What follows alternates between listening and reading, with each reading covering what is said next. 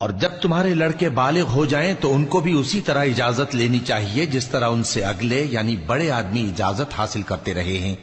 اس طرح اللہ تم سے اپنی آیتیں کھول کھول کر بیان فرماتا ہے، اور اللہ جاننے والا ہے، حکمت والا ہے۔ اور بڑی عمر کی عورتیں جن کو نکاح کی توقع نہیں رہی اور وہ زائد کپڑے اتار کر سر ننگا کر لیا کریں تو ان پر کچھ گناہ نہیں، بشرطے کہ اپنی زینت کی چیزیں نہ ظاہر کریں،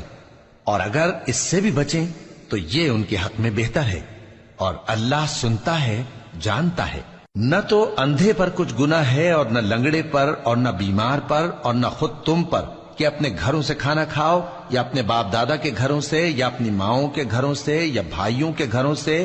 یا اپنی بہنوں کے گھروں سے، یا اپنے چچاؤں کے گھروں سے، یا اپنی پھوپھیوں کے گھروں سے، یا اپنے ماموؤں کے گھروں سے، یا اپنی خالاؤں کے گھروں سے، یا اس گھر سے جس کی کنجیاں تمہارے ہاتھ میں ہوں، یا اپنے دوستوں کے گھروں سے۔ اور اس کا بھی تم پر کچھ گناہ نہیں کہ سب مل کر کھانا کھاؤ یا جدا جدا۔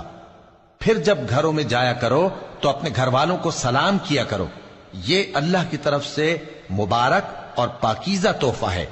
اس طرح اللہ اپنی آیتیں کھول کھول کر بیان فرماتا ہے تاکہ تم سمجھو۔ مومن تو وہ ہیں جو اللہ پر اور اس کے رسول پر ایمان لائے، اور جب کبھی ایسے کام کے لیے جو جمع ہو کر کرنے کا ہو پیغمبر کے پاس جمع ہوں تو ان سے اجازت لیے بغیر چلے نہیں جاتے۔ اے پیغمبر، جو لوگ تم سے اجازت حاصل کرتے ہیں وہی اللہ پر اور اس کے رسول پر ایمان رکھتے ہیں، سو جب یہ لوگ تم سے کسی کام کے لیے اجازت مانگا کریں تو ان میں سے جسے چاہا کرو اجازت دے دیا کرو،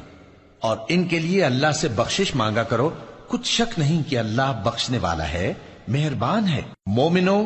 پیغمبر کے پکارنے کو ایسا خیال نہ کرنا جیسا تم آپس میں ایک دوسرے کو پکارتے ہو، بے شک اللہ کو وہ لوگ معلوم ہیں جو تم میں سے آنکھ بچا کر کھسک جاتے ہیں۔ تو جو لوگ ان کے حکم کی مخالفت کرتے ہیں ان کو ڈرنا چاہیے کہ ایسا نہ ہو کہ ان پر کوئی آفت پڑ جائے یا تکلیف دینے والا عذاب نازل ہو۔ دیکھو، جو کچھ آسمانوں اور زمین میں ہے سب اللہ ہی کا ہے،